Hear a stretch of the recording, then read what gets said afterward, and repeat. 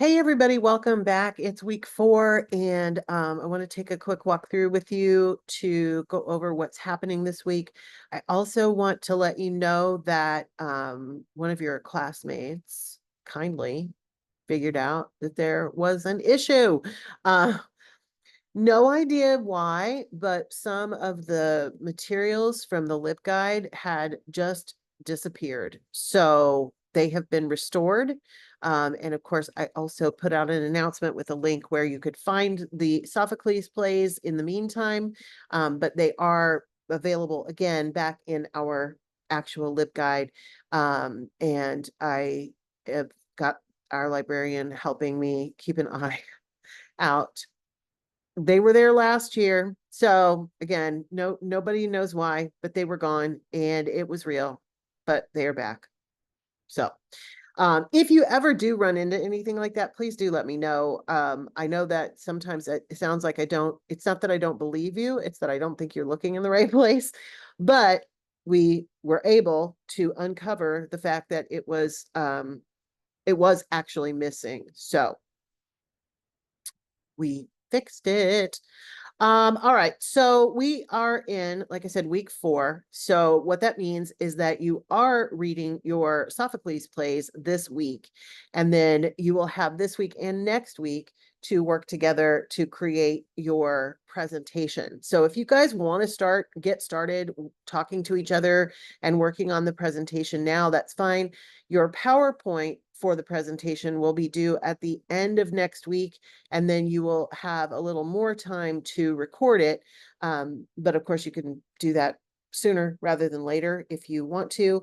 And because of the smaller class, remember, we only have 2 Sophocles plays, Oedipus Rex and Antigone. We are skipping Oedipus at Colonus, which is the least known out of the 3 anyway. So it's probably going to be fine. I'm a little sad, but it is what it is.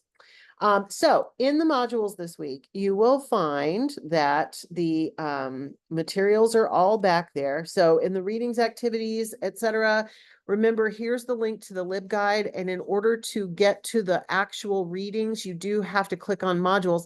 That was another thing that has changed. And I think it was just something in the library's website being updated. I don't know.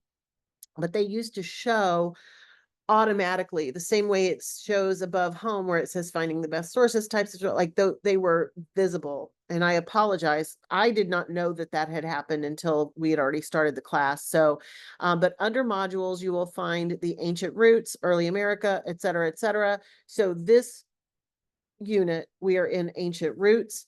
There is the Plato's Republic, which you guys have already been working on, and the ancient Greek government information. Um, they're now out of order, but at least she got them back in. So at the bottom, you will find Sophocles, Oedipus Rex, which is one group at 1, and then Antigone, which is group 2. So those are available for you to read this week. So I appreciate, again, the heads up. The groups, of course, are listed here on the module page. So Oedipus Rex, again, is group 1 and Antigone is group 2. There is information about what to do in the presentation. I went over last week, but this presentations 101 will help you just in general with creating a presentation.